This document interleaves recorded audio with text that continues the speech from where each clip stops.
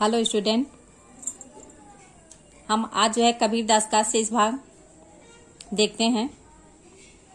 कै बिरहन को मीच दे, कै आपा दिखलाई, आठ पहर का दाझड़ा मोपै सहया न जाय। इसमें आत्मा जो है परमात्मा के विरह में व्याकुल है, अत्यधिक विवल उठती है। कबीरदास जी कहते हैं कि विरह की जो चरमावस्था होती है उसमें जीवात्मा परमात्मा के वियोग में व्याकुल है।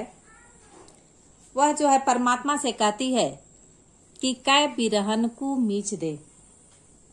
कबीरदास जी कहते हैं कि बिरहड़ी जो जीवात्मा है वह ईश्वर से कहती है, भगवान से कहती है कि कै बिरहूं, या तो इस बिरहड़ी जीवात्मा को मीच दे, मृत्यु दो, कै आपा दिखलाए, अथवा अपना दर्शन कराओ, आपा अपना स्वरूप दिखलाओ।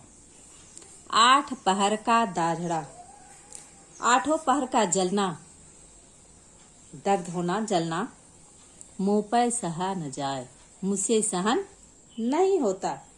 मतलब उसमें जो बिरहड़ी जीवात्मा है वह भगवान से कहती है कि हे भगवान, मुझ बिरहड़ी आत्मा को या तो मृत्यु दे दो, कै आपा दिखलाए, अथवा मुझे अपना स्वरूप, अपना दर्शन कराओ। आठ पहर का दाझड़ा, आठों पहर का जलना, आपके वियोग में आठों पहर का जलना मुझसे सहन नहीं होता।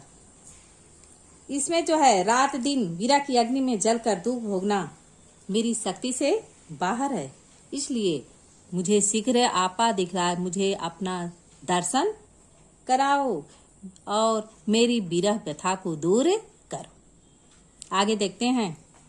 कबीर रेख सिंदूर की, काजल दिया न जाय, नैनू रमैया रम रहा, दूजा कहाँ समाय। यहाँ जो है जीवात्मा द्वारा अपने को प्रियतमा और परमात्मा को प्रियतम मानकर उसके प्रति अपने अनन्य प्रेम की व्यंजना को दिखाया गया है। इसमें कबीरदास जी कहते हैं कबीर रेख सिंदूर की। कबीरदास जी कहते हैं कि मैंने अपने मांग में सिंदूर की रेखा लगाई है, और काजल दिया न जाए, तो उसमें काजल नहीं लगाया जा सकता। कहते हैं कबीरदास जी कि मैंने अपनी मांग में सिंदूर की रेखा लगाई है, जो मेरे सौभाग्य का प्रतीक है, प्रिय ईश्वर के प्रति मेरे अनन्य अनुराग का जो सूचक है। जब मुझे अपने प्रियतम का पूर्ण प्रेम प्राप्त है तो काजल दिया न जाए, तो मैं अपने आंखों में काजल लगाकर अपनी शोभा बढ़ाने की आवश्यकता नहीं है। मैं आंखों में काजल क्यों लगाऊं। नैनू रमैया रम रहा, इसके अतिरिक्त मेरी आंखों में रमैया रम रहा, वह मेरा रमैया, मेरा प्रियतम समाया हुआ है, दूजा कहाँ समाए। उसके सामने दूसरे के लिए स्थान नहीं है। कबीरदास जी कहते हैं कि कबीर रेख सिंदूर की। कबीरदास जी कहते हैं कि मैंने अपनी मांग में सिंदूर की रेखा लगाई है, जो मेरे सौभाग्य का प्रतीक है, ईश्वर के प्रति अनन्य अनुराग का प्रतीक है, तो काजल दिया न जाए। मैं अपनी आंखों में काजल क्यों लगाऊं। काजल लगाकर मुझे अपने आंखों की शोभा बढ़ाने की आवश्यकता नहीं है। नैनो रमैया रम रहा, जब मेरी आंखों में वह प्रियतम परमात्मा बसा हुआ है, समाया हुआ है, उसमें दूसरे अर्थात काजल की रेखा के सामने के लिए स्थान ही कहाँ है। दूजा कहाँ समाय, दूसरे के लिए कोई स्थान नहीं है। आगे देखते हैं। शायर नाही सीप बिन, अस्वात बूंद भी नाही, कबीर मोती नीप जय, शून्य शिखरगढ़ माय। इसमें कबीरदास जी ने इस साखी में ब्रह्म रंध्र में स्थित मुक्ति रूपी मोती की विचित्रता का वर्णन किया है। कबीरदास जी कहते हैं कि शायर नाही सीप बिन, जो सीप होती है वह सागर नहीं होती है, अस्वाति बूंद भी ना, जो स्वाति नक्षत्र का जो बुध होता है उसका भी वर्षा का बहुत महत्व होता है, क्योंकि उसी से मोती उत्पत्ति होती है। मोती की उत्पत्ति होती है। कबीर मोती निपजे, उसे जो है मोती की उत्पत्ति होती है। किंतु मुक्ति रूपी मोती की उत्पत्ति बड़ी विचित्र है। शून्य शिखरगढ़ मां उस ब्रह्मरंध्र से उत्पन्न होता है जहां न सागर है, न सीप है और न स्वाति बुध है। कहने का आशय है कि जब सुषुम्ना नाड़ी के मार्ग से ऊपर उठने वाली ब्रह्मरंध्र में जागृत हो जाती है, कुंडलियां जागृत हो जाती है, तो साधक को मुक्ति की अनुभूति होती है। शून्य शिखरगढ़ मां, साधक को मुक्ति की अनुभूति होती है, जो हमारे अज्ञान रूपी अंधकार को नष्ट करती है और हमें ईश्वर की ओर उन्मुख करती है, ईश्वर की ओर जो है हमें प्रेरित करती है। फिर से हम देख लेते हैं, सायर नाही सीप बिन।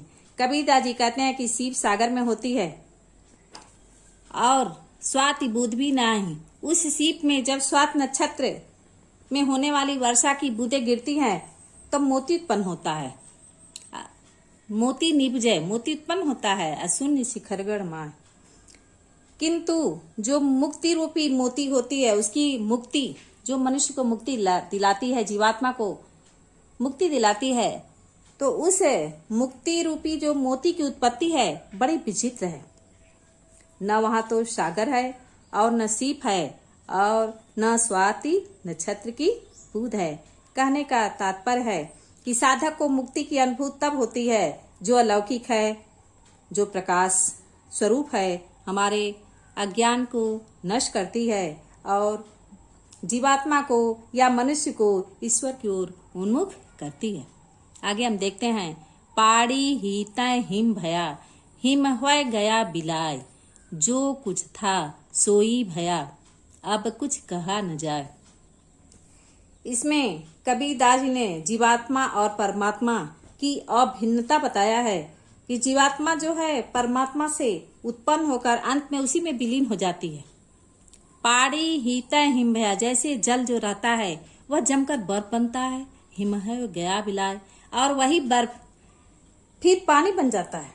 उसकी दो अवस्था होती हैं, एक तत्व की दो अवस्था है, सूक्ष्म अवस्था और स्थूल अवस्था। अर्थात बर्फ पानी से बर्फ बनता है और वही बर्फ हिम है गया बिलाय, वही बर्फ जो है पिघलकर फिर अपने पुनः पहली अवस्था को प्राप्त करता है। जो कुछ था सोई भया, अब कुछ कहा न जाए। अर्थात बर्फ जो है जो कुछ था वही बन जाता है, अब कुछ कहा न जाए। तब फिर कहने के लिए क्या शेष रह गया। अर्थात कहने का अर्थ है कि जो अव्यक्त ब्रह्म है वह परमेश्वर है, उसका स्थूल रूप धारण करके जीव बन जाता है और फिर वही जीव मोक्ष प्राप्ति के द्वारा क्या होता है, पुनः ब्रह्म में लीन हो जाता है और अपने जो उसका मूल रूप है उसको वह प्राप्त कर लेता है।